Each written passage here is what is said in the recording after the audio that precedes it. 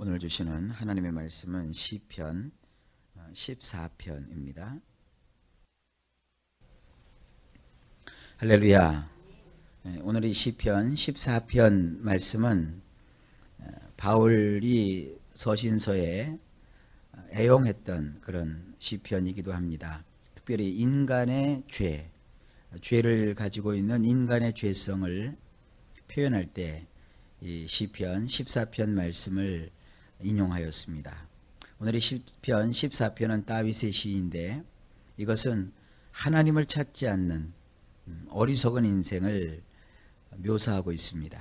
자, 1절을 보면 어리석다 하는 말이 먼저 나오죠. 어리석은 자는, 그럼 어리석은 자가 도대체 어떤 자가 어리석은 것이냐? 우리는 바보 혹은 또 어리석은 자, 그러면 어떤 자를 생각을 떠올리게 됩니까? 배우지 못해서 바보인 자, 또 배우기는 배웠어도 품행이 방정치 못해가지고 그저 모든 하는 일마다 좀 이상하고 엉뚱한 그런 사람을 어리석다 이렇게 표현을 합니다. 그런데 오늘 시편 기자는 어리석은 자를 어떻게 표현하고 있느냐? 그 어리석은 자는 그 마음에 이르기를, 어리석은 자는 그 내면에서 그 어리석음을 표출하기 시작합니다. 하나님이 없다.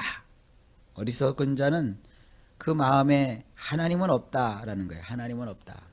그런데 이 표현을 잘 보셔야 돼요. 그가 입으로 하나님이 없다 이렇게 떠들어대는 게 아니라 그 속에서 하나님은 없다. 하나님은 안 계시다. 이렇게 속에서 말한다는 거예요. 그러니까 예수를 믿는 사람도 하나님을 믿는 사람도 어리석은 사람일 수 있어요. 여러분, 교회를 다니고 또 교회에서 직분을 맡고 교회 생활을 열심히 하니까 그 사람이 하나님을 잘 믿는다고요? 아니요. 그 사람을 이렇게 속으로 이렇게 보면 그 속에 하나님이 없는 사람도 꽤 있습니다. 하나님을 믿는다고 말은 하지만 그러나 정작 그 사람 속에는 하나님이 안 계세요. 이게 참 뭐라고 할까요? 비극이죠. 근데 그렇게 그 사람으로 하여금 하나님이 없다라고 말하게 하는 것이 뭐냐? 그게 죄예요. 이 죄라는 놈은 말이죠. 매사에 하나님을 거스립니다. 자, 에덴 동산으로 한번 가볼까요? 아담과 하와가 있었습니다. 축복의 세상이었죠. 하나님이 그 지구를 만드시고 그 가운데서 에덴이라는 곳을 창설하시고 하나님이 지으신 아담과 하와를 그곳에서 살게 하셨고 그 에덴 동산 중앙에 선악을 알게 하는 나무 실과와 생명을 얻게 하는 나무가 있게 하셨고 그리고 나머지 이름 모를 수많은 유실수들을 따서 먹게 하시고 그 모든 것들을 그에게 주시면서 관리를 시키셨어요. 얼마나 행복합니까? 죄가 없으니 얼마나 그들이 행복했겠어요. 그런데 이 마귀라는 놈이 아담과 하와를 타락을 시켜요. 그 타락이라는 게 뭡니까? 인생 가운데 죄가 들어오도록 한 거예요. 근데 어떻게 죄가 들어왔어요? 사탄이 들어와 가지고 아담하고 하와에게 야 훔쳐 야 죽여 부셔 막 거짓말해. 그렇게 하지 않았어요. 하나님에 대한 그들의 신뢰를 마귀가 건드렸어요. 어떻게 건드렸습니까? 아주 유혹하기 좋은 것이 있죠. 그러니까 마귀라는 놈도 굉장히 똑똑한 놈이에요. 다른 거 가지고 뭐 했으면 시도 안 먹혔겠죠. 그러나 동산 중앙에 있는 선악과 나무와 생명나무 앞으로 그것도 감성적인 여성을 끌어냈어요. 창조 때부터 남성과 여성은 하나님께서 좀 구별되게 지으셨습니다. 감성적인 하와를 끄집어냈어요. 끄집어내서 유혹을 합니다. 유혹을 하는데 어떻게 유혹을 합니까? 야, 하나님이 다 요거 따먹지 말라고 하셨지. 그러면서 하나님의 하시는 말씀을 거론하기 시작해요. 그러고 나서는 야, 그거 그런 거 아니야. 이거 따먹으면 하나님과 같아져. 그러니까 인간에게 어떠한 일종의 종교 심리, 인간이 가지고 있는 내면의 어떤 하나님을 향한 마음을 이렇게 왜곡을 시켜버려요. 우리는 하나님을 경외하고 하나님을 섬기고 하나님을 사랑하는 존재지 하나님과 같아지는 존재가 아니거든요. 그래서 같아진다는 게 뭐냐? 동등되게 여긴다는 거예요. 같아진다는 말과 닮는다는 말이 성경적으로는 구분이 돼요. 우리는 하나님을 닮아가는 거지 하나님이 아니죠. 자식이 아버지를 닮는 거지 아버지가 되는 건 아니잖아요. 예를 들어서 남편과 아내가 결혼을 해서 자식을 낳았어요. 자식을 낳았는데 요 놈의 자식이 어쩌면 그렇게 아빠를 딱 닮았어요. 얼마나 아빠하고 하는 짓도 똑같고 말하는 것도 똑같고 성장하고 자라면서 너무너무 닮고 똑같아요. 아빠하고. 아빠하고 똑같다고 해서 그 자식이 아빠는 아니죠. 자식이 남편은 아니라는 것이죠. 그 남편과 사이에서 낳은 자식이 성장하다 보니까 자기가 사랑하는 남편과 이게 닮은 꼴이라는 것이지 그것이 남편은 아니죠. 똑같습니다. 우리는 하나님의 피조물로서 예수님을 닮아가고 하나님을 닮아간다는 것은 우리가 무슨 하나님이 되어서 천지를 창조하고 예수님이 되어가지고 뭐 예수님처럼 물 위로 걸어다니고 막 그런 게 아니에요. 우리는 예수님을 닮는 거예요. 예수님의 그 성품, 예수님의 그 고귀하신 그 품성, 그 하나님의 사랑, 하나님이 우리와 나누기를 원하시는 그런 모습들을 우리가 하나씩 하나씩 삶을 통해서 닮아가는 것이죠. 근데 마귀는 뭐예요? 같아진다는 거예요. 네가 하나님이 된다는 거예요. 네가. 그러니까 네가 하나님이 되니까 하나님이 계실 자리에 누가 서 있는 거예요? 인간인 네가 서라. 그러면 하나님은 어디 계셔야 돼요? 안 계시는 거죠.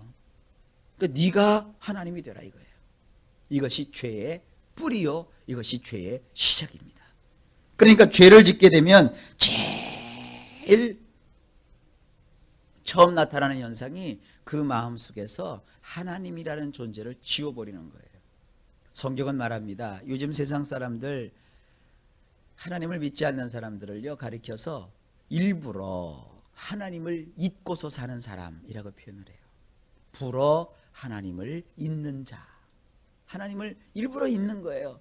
안 계시다는 거예요. 없다는 거예요. 여러분 없다고 해서 없습니까? 자기 눈이 가리워서 없는 것처럼 보일 뿐이고 자기 귀가 막혀서 그 계신 분의 엄청난 소리를 듣지 못하는 것일 뿐이고 자기 감각이 무뎌져서 늘 자기 옆에서 자기를 기다리시는 하나님을 느낄 수 없는 것뿐이지 우리가 보지 못해도 하나님은 계시고 듣지 못해도 하나님은 살아계시고 우리가 만질 수 없어도 하나님은 분명히 거기에서 우리와 함께 하십니다. 이게 신앙이에요. 그러니까 예수 믿는 사람들은요 세상 사람과 똑같이 육신의 눈으로 하나님을 보려고 하면 안 보이죠. 하나님은 육신의 눈으로 보는 게 아니라 믿음을 가져야 보여요. 하나님은 내 육신의 귀로 듣는 것이 아니라 믿음을 가질 때 하나님이 들을 귀를 주시는 거예요. 하나님은 우리의 손으로 만질 수가 없어요. 그러지만 우리가 하나님의 은혜를 받고 나면 하나님을 느끼며 하나님을 품에 이렇게 안길 수가 있어요. 여러분 이것이 뭐냐? 신앙이에요. 그러면 하나님 없이 사는 사람들의 모습이 여기 나와요. 자, 그들은 말은 그렇게 하고 속으로 그렇게 생각하면서도 저희는 부패하고 소행이 가증하고 그리고 선을 행하는 자가 없도다. 우리 성경에는 이것이 이렇게 확 드러나지 않는데 이 부패하다는 것은 내적인 타락이에요. 내적인 타락. 그 속이 벌써 썩기 시작하는 거예요. 여러분 여름에 수박 사가지고 잘 익었다고 해서 샀어요. 근데 속을 쩍 쪼개보니까 안에 물이 찼어요. 알이 이렇게 엉성엉성 해갖고 보니까 삭았어요. 상해버렸어요. 그런 수박 혹시 보신 적 있나요? 그때 마음이 어때요? 속았다 싶고 굉장히 기분 나쁘죠. 요즘은 그래도 이 장사할 때 반품, 환불 이런 게 잘 되니까 가져가면 바꿔주긴 하죠. 그대로 썩은 부분, 부패한 부분 내버려 놓고 성한 부분 이렇게 먹는 사람은 없어요. 통째로 갖다 팔죠. 이 세상 사람들은 겉은 멀쩡한데 속은 다 이렇게 썩은 수박처럼 속이 부패하다는 거예요. 그 다음에 그들의 소행 그들의 그 행동이죠. 그들의 행동은 가증해요. 얼마나 왜곡되고 더럽고 추접한지 몰라요. 세상 사람들의 소행이 그래요.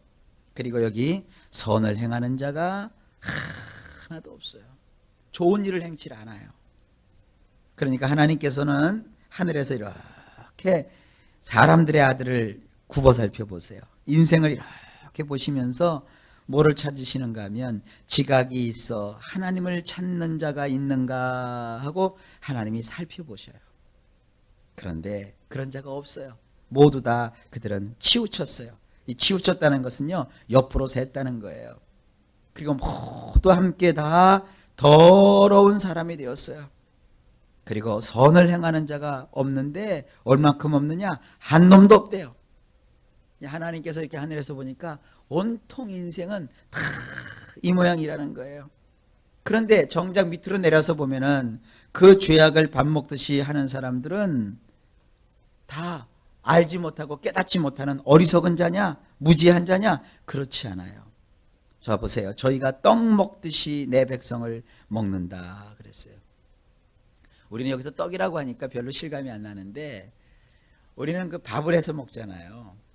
근데 이스라엘 사람들은 밥을 해서 먹는 게 아니라 소위 말하는 우리로 말하면 밀가루 전병을 붙여가지고 부침개처럼 붙여가지고 그거를 찌든지 삶든지 혹은 이렇게 번철에 기름을 넣어서 이렇게 굽든지 붙여가지고는 그걸 먹는데 떡이에요. 떡. 이렇게 큰 빵이에요. 그런 걸 갖다가 사람들이 이렇게 뒤집고 저렇게 뒤집으면서 바라보면서 찢어 먹어요. 이렇게 찢어서 먹고, 오늘 우리가 그 성찬식 할 때도 이스라엘식으로 하면은 이렇게 이스라엘식으로 무교전병을 만들어서 이거를 쭉 돌리면서 조금씩 조금씩 이렇게 뜯어 먹는 거거든요. 여기 보면 떡 먹듯이 내 백성을 먹는다는 것은 이 죄악을 짓는 놈들이 하나님의 백성을 갖다가 이렇게 뒤집고 저렇게 뒤집고 이렇게 찢어먹고 저렇게 찢어먹고 아주 그냥 지금 요거를 상황을 보여주고 있는 거예요. 그러니까 예수 안 믿는 놈들이 하나님을 경외하고 하나님을 사랑하는 사람을 이렇게 막 이스라엘 떡 먹듯이 막 앞으로 뒤집고 뒤로 뒤집고 찢고 발기고 이래가지고는 자기들이 꿀꺽꿀꺽 삼켜 먹는 거예요. 그러면서도 여호와를 찾질 않고 여호와를 부르지 않아요. 이 5절 말씀은 좀 해석하기가 어려운 구절입니다. 사실 저희가 거기서 두려워하고 두려워하였으니 하나님이 의인의 세대에 계심이로다.